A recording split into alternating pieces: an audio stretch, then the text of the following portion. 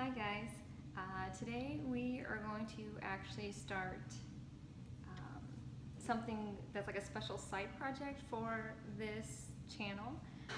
As a veteran that served in Iraq, not once but twice, one of the things that I have come to realize, and I think a lot of other veterans realize as well, is that we are sent to places where we understand very little of the nation and the cultures that we are working alongside with. Now for me, there wasn't a whole lot of opportunity to work with the Iraqi people. I had the chance to meet one guy on my first tour in Iraq who, because a Marine that I knew spoke Arabic and could use sign language with this Iraqi man, I got to know him a little bit, and it was a real surprise I wasn't expecting. But you know, I realized that I don't know a lot about the country. I have actually really started to enjoy Middle Eastern food since that tour, and I wanted to share that with you guys. So the goal is, every once in a while I'm going to find a recipe from Iraq, and I'm going to share it with you guys so this can be a learning experience together. Today's is a little bit of an exception because I have made this bread before, and you know, there's also another special reason why I decided to make bread today. Not too long ago, I actually had the opportunity to read a book by a young woman who had dealt with our nation and the role the United States played in Iraq, where she's from, and this was around the time of the invasion. And her experience there obviously is very different than my experience as a Marine veteran. You know, I had a lot of different protections. I also had my privilege as a U.S. citizen.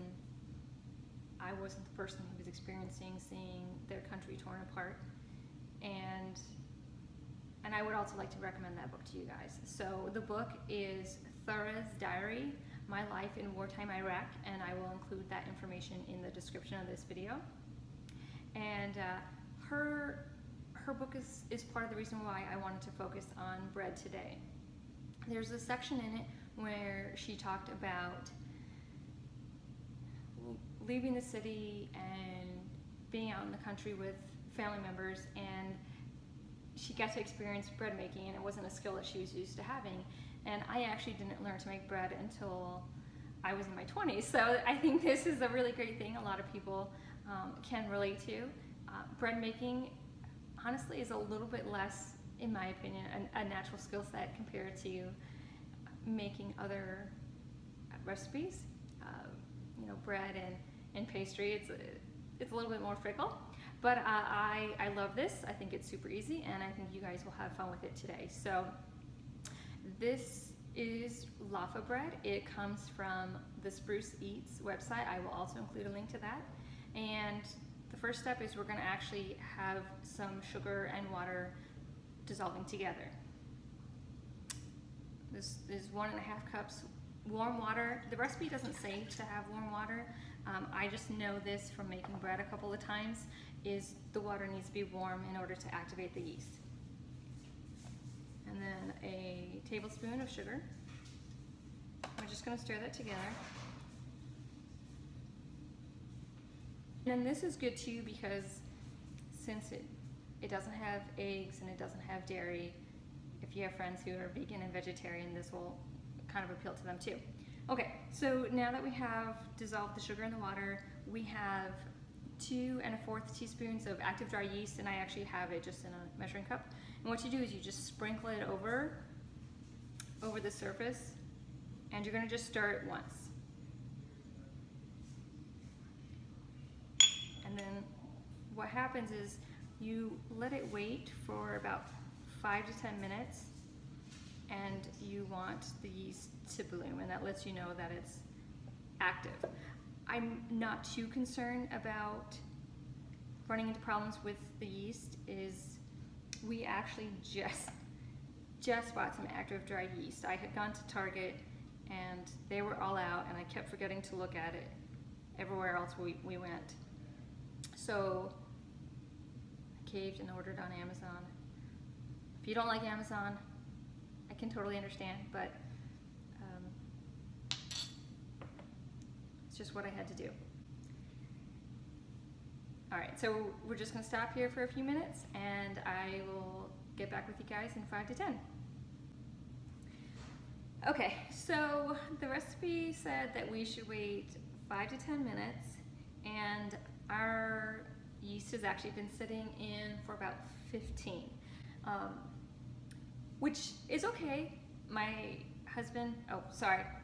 Before I continue that thought, my daughter's gonna join me for this next part of the project. She's gonna help pull the dough together.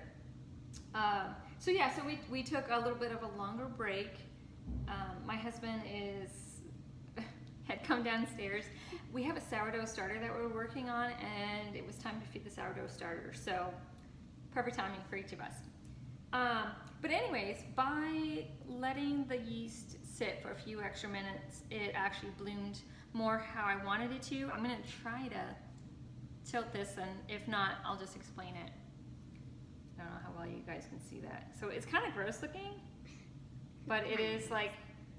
Don't spill it all over the counter. What happens is that yeast, when it activates, it creates this like nice little foamy layer on the top, and you'll see it like it's just small at first, and then it just starts to spread.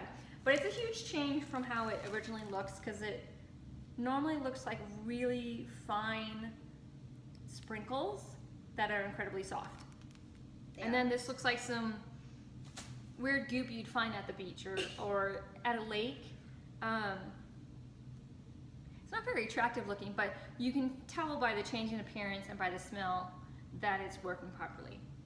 Okay, so for the next step, what we're gonna do, I gotta look at my instructions, we're gonna add the flour, the salt, and the olive oil. And there's 4 cups of flour that are going into this. Try not to get flour everywhere. Making sure I didn't place that. The recipe actually calls for using a wooden spoon. I don't have any of those. It used to. I don't really like maintaining them. Get splinters and stuff. It's just not my thing. Wood things are a little harder to work with. What do you mean, what things are harder to work with? Wood. Oh, well, it's just... Because... No, it just requires extra care, so I just get plastic ones. Oh, I've got metal utensils too, but I think most of the time when I look at bread recipes, they tell you not to use metal utensils. I don't know what kind of reaction maybe it has, is most likely a reason for that. And that's probably why they tell you to use wood utensils, but I've used this one the last time I made it, and the bread came out just fine. I'm gonna just set that in there. And I really like this bowl. It's like super simple, but we got it from IKEA. Go. All right. This bowl also looks nice. Oh, fun story about this bowl. If you guys like the Great British Baking Show, this is the same style of bowl that they use for the contestants. All right, so now we've got our olive oil. How much olive oil do you use? It uses 2 tablespoons and 1.5 teaspoons of sea salt. And I just put these in shot glasses because they're so perfect. I don't have prep bowls. Actually, I have one, but I'm not gonna buy a bunch of prep bowls when I have perfectly good shot glasses. Okay, so what we're gonna do is we're gonna blend this. Do you wanna stir it? Sure. Okay. And then you can help me stir after. Yeah, go ahead. Let me move my stool. And the recipe says you can either use a stand mixer or just a large bowl. I did a bowl so it's easier to talk over, and I can also make her work. We're almost there. And this would be a little bit, it's going to be kind of like very sticky. I don't have, there's a couple of pieces, and this is our fault for kind of doing this as a family project. There's a couple of pieces of flour that I need to blend in a little bit better, but it's going to be very sticky. It's going to sit for an hour to an hour and a half, and then what we will do after it's proved, we'll go ahead and roll it out on the counter, and we'll form like 8 portions, and then we'll prove it a second time. Okay, so we have the dough resting for an hour. It's pretty warm in here. It's probably about 80 degrees Fahrenheit or so, so it doesn't take the whole up to an hour and a half as it might. And like for us, December, it always takes longer to prove because the house is just much colder. But you know, almost mid-August, so it's not gonna take that long. Okay. I'll try to rotate this a little bit. So it grew a lot. I probably should have shown this beforehand, but yeah, so it filled out the bowl pretty well. The next step is we're gonna flour the island and our hands. I don't need flour. Yes, you do. No. I might need some help. But I think I got this. So I'm actually going to flour the surface just to do this cutting part, and I'm actually going to move the dough afterwards to 2 baking dishes, just because instead of baking these in the oven like I did last time, I'm actually going to use an electric skillet.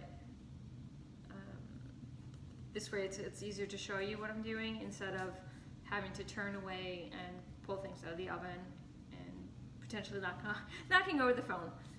Okay.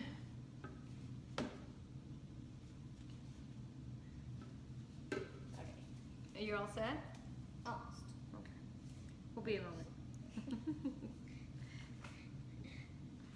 I've never even used that. Right. You're still going to use the gloves? Yes. All right. Because I know this is going to be sticky. Okay.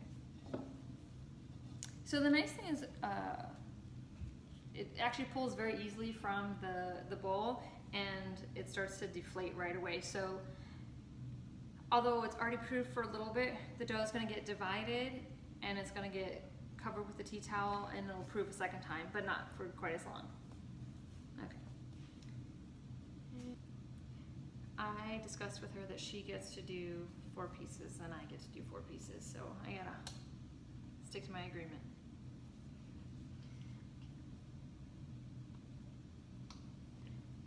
So just roll those into balls. Got it. Oh, this isn't as sticky as I thought. There you go. Still kind of want to get the. And then you're gonna put them into those containers over there. I'll bring them over in just a second. Do I have mine be in the middle? You can have your own container. Middle one. Oh, metal. Okay. So the hard thing, we have these conversations all the time. I'm a little hard of hearing. I do believe part of that is old age. I'm 36. But no, I actually think some of the issues I have with my hearing are related to my first deployment, because we used to get mortared probably on a weekly basis, maybe. Okay, I know it sounds kind of bad. I should have kept count, but I worked 12-hour days and just hit the end of my day and I'm done. Like, there's a lot of